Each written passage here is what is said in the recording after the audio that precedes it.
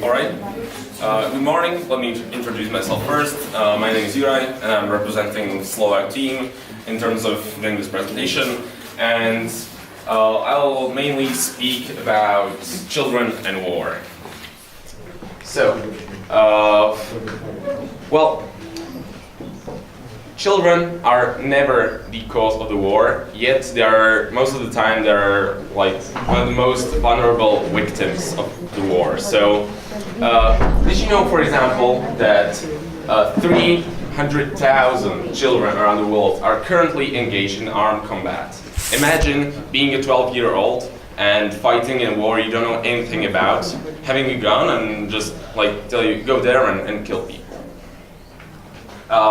Also, as you can see, another 500,000 kids are serving in another armed forces, and most of these children, they were basically conscripted from families, they were taken, and they didn't really have a choice in it. So again, they are, yes, okay, they are not in countries which are yet ravaged by war, but still they are carrying guns and being part of the soldier force.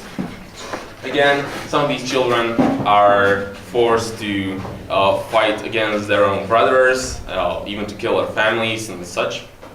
And of course, there are other gender-specific issues like rape, sexual abuse, and such. Why children? Why are children the most vulnerable victims of the war? First of all, they are easily influenced. So, as we can see in the past, they were like really easily brainwashed and made, basically the generals and the commanders made them think that they were, that they're fighting for the right side. And also, as they are quite young and weak, they are easy to punish. And it's more of a like long-term investment, because if we imagine these brainwashed kids, which will eventually grow up if they do not die in the war, in the meanwhile, then we have trained soldiers from really low age. So also it is really easy to conscript them.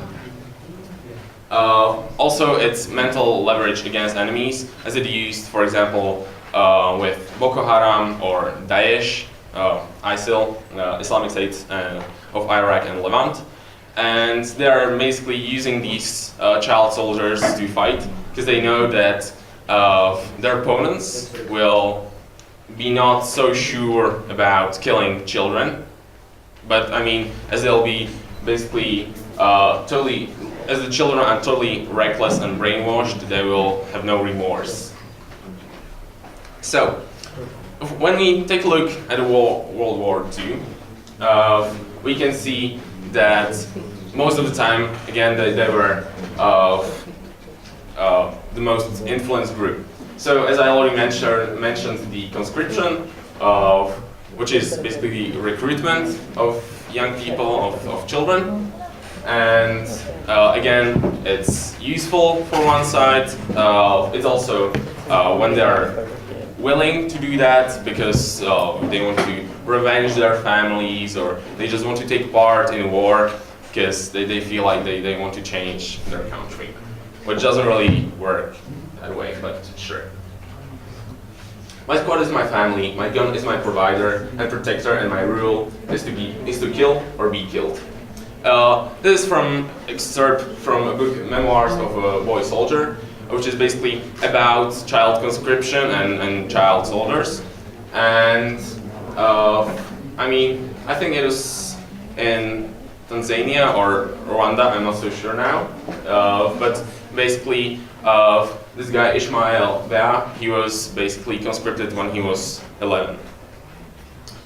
So the question is, if it's child conscription forced, or are they doing it voluntarily? The thing is that, as I already mentioned, when we have really young children, they are so easy to brainwash that they'll think that they are actually voluntarily joining the armed forces, and yet it's like this mental forcing of these young men. and females.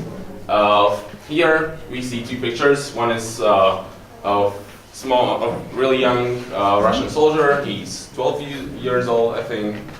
And on the right side we can see Hitler with the Hitlerjugend, and basically as he visited one camp with his young soldiers. So now moving on to other points, not only conscription. We can talk about Terezín, which was concentration camp in Czechoslovakia, and it is called Kingdom of Deceit because on June 23rd, 1944, they were visited by Red Cross, which wanted to know if everything is fine there, if it's really okay, or is it concentration camp in meaning of forcing people and torturing them and such. So they wanted to make a visit, to pay a visit, to see if everything is fine for Danish people. And so before they came, the guards basically forced everybody to work on it, to make new gardens, to color all houses and renovate everything basically.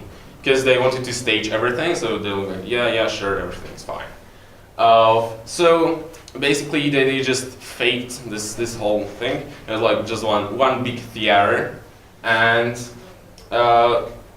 just like a month before the visit, they deported more than 7,000 people over 3 days, so it will not seem as overcrowded as it was. This children opera on the Red Cross visit, because they also staged some entertainment things and events and such. All right. Also, Terezín is famous for having Vedem magazine, which is basically a magazine which was hand-produced by hundreds of young boys which were living in one specific barracks, and it was basically a magazine which contained poems, essays, jokes, reviews, and basically anything they had in mind. And basically, at this moment, we have roughly 700 pages left, which remain and survived. And so that's the reason why we actually know about Terezín so much. Okay, Yad Vashem. That's basically child memorial in Jerusalem, and this child monument, this memorial, you can see on the right. It's basically a really large cave where are like thousands of candles, and it basically looks like a great firmament, and it basically resembles like when you look up in the sky in the night and you can see stars. And also in the background you can hear also the country and age and names of murdered children during the World War II. Okay, so how children perceive these things? When they were in concentration camp, they had also the opportunity to draw, for example, as I already mentioned, Vedem magazine, and basically all of these drawings and pictures, these are creations of children which were in the concentration camps. So, total casualties of World War II are 80 million. Holocaust accounts for the death of 6 million Jews. And 1.5 million, one quarter, are children. Who would have thought this could happen again? And yet, we can see South Vietnam, 1965. We can see, again, South Vietnam, 1972. Pakistan, 1984. Sudan, 1994. Iraq, 2003. Sierra Leone, 2010. And basically, we can see that we, as humanity, didn't really seem to learn much from our past mistakes. And like moving forward to present, we can see that this is testimony of a child soldier in Congo who is talking also about how his friends were raped and they were whipped to death because they did not acted according to orders. So we can see that these things, this violence and specifically war, is still in present. It's still happening, even though it happened plenty of times in past. We simply do not learn from our mistakes. So, for example, Burundi, president running for third term because he's going against constitution of the country because he decided that, well, why not? I will go for the third term, even though 2 are only allowed. So also there's this coup attempt. It didn't really work out, and that means that basically right now in Burundi, people are running away from Burundi. There are plenty of refugees. 250,000 refugees are spread around all other neighboring countries, and this whole country is full of violence, and people are getting killed there every day. I didn't want to live through these things I saw as a child again.